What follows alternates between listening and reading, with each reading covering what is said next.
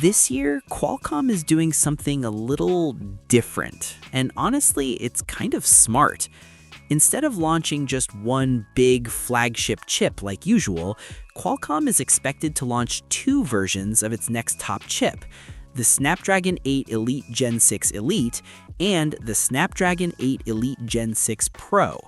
Now, at first, that might sound boring. Okay, just another Pro version, right?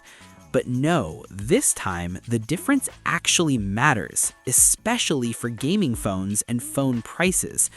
Let me break this down in a very simple way. The Snapdragon 8 Elite Gen 6 Pro is the real monster chip. This is the one that supports LPDDR6 RAM and UFS 5.0 storage, which are the newest and fastest memory standards we have right now. That's great for performance, great for gaming, great for benchmarks. But here's the problem. It's expensive, very expensive. Why? Because Qualcomm is rumored to be using TSMC's 2nm process for the first time, and 2nm is not cheap, not even close. So phone companies are looking at this chip and thinking, okay, how do we use this without killing our profit? And this is where things get interesting. According to leaks, the Snapdragon 8 Elite Gen 6 Pro is very flexible, meaning phone makers don't have to use the newest RAM and storage. They can choose LPDDR6 RAM, LPDDR5X RAM, even LPDDR5 RAM, and for storage, UFS 5.0 or older UFS standards. This is huge. Why? Because RAM and storage are getting more expensive, and right now there's a bit of a DRAM crisis. Prices are going up, not down. So Qualcomm basically said, hey, you want max performance? Use LPDDR6 and UFS 5.0. But if you want to save money, you've got options. That's a big deal for Android brands.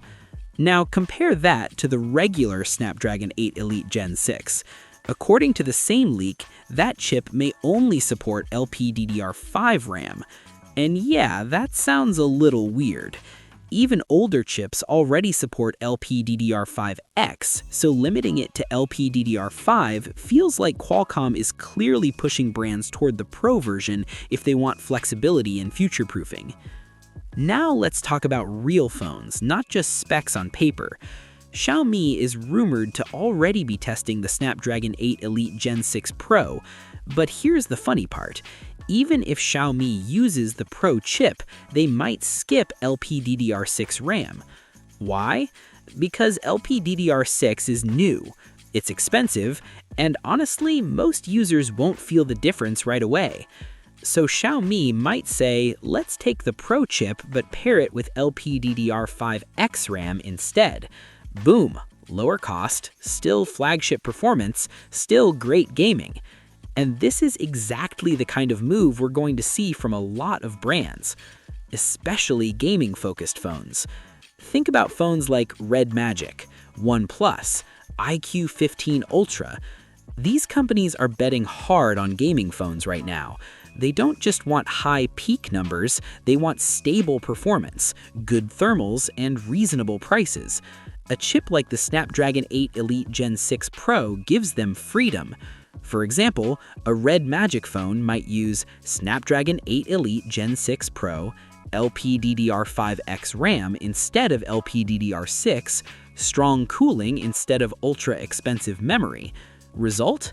Better gaming performance over time without the phone costing a fortune. Same with iQOO, same with OnePlus. This flexibility is actually perfect for gaming phones because gaming phones care more about stable FPS, less throttling, and long gaming sessions, not just look at my benchmark score. And here's another important point. Most Android brands right now are trying to protect their margins. Phone prices are already high, people are complaining, and competition is brutal. So if Qualcomm forced everyone to use LPDDR6 and UFS 5.0 only, phone prices would explode. Instead, Qualcomm is saying, here's the best chip we can make, use it your way. That's smart business. Now, of course, this also means we'll see very different phones using the same chip. One phone with Snapdragon 8 Elite Gen 6 Pro might be ultra-fast RAM, super expensive, pure flagship. Another phone with the same chip might use older RAM, cost less, focus on gaming or battery life. Same chip, very different experience. And as buyers, that actually gives us more choice. So when you see Snapdragon 8 Elite Gen 6 Pro on a spec sheet this year, don't just look at the name. Look at what RAM is used, what storage is used, and how the phone is tuned, because that's where the real difference will be. Long story short, Qualcomm isn't just making a faster chip, they're making a more flexible chip. And in a time where memory prices are high and gaming phones are booming, that flexibility might be exactly what Android brands need. This is one of those quiet changes that doesn't sound exciting at first, but it could shape how flagship and gaming phones are built for the next few years. And yeah, phones like RedMagic, OnePlus, and iQOO are definitely paying attention.